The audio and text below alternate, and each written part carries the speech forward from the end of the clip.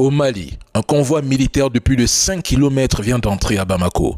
Sous la présidence de son Excellence Assimi Goïta, le choix est clair. Ne plus sous-traiter la survie de l'État. Ce réarmement marque une rupture nette avec une époque où la défense nationale était confiée à la France. Pendant cette période, l'armée malienne était maintenue dans une dépendance structurelle. Elle était peu équipée, limitée dans ses capacités, privée d'autonomie décisionnelle pendant que la menace terreau s'étendait.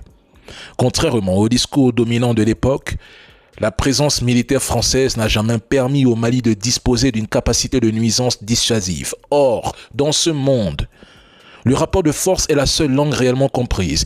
Si tu veux être souverain, libre, indépendant, respecté, capable de t'asseoir à la table des puissances, tu dois être en mesure de dissuader, pas de supplier.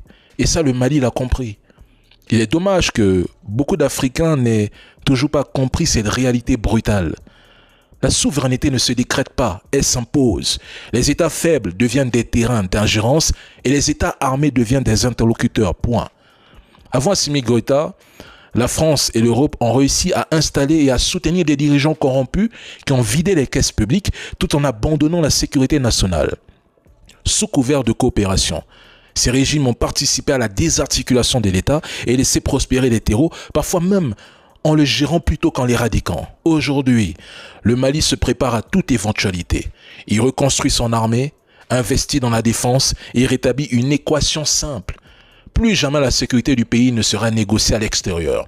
Ce convoi militaire n'est donc pas un symbole de militarisation excessive, mais celui d'un État qui a compris que, dans un monde régi par la force, la faiblesse est un choix et le Mali a décidé de ne plus le faire.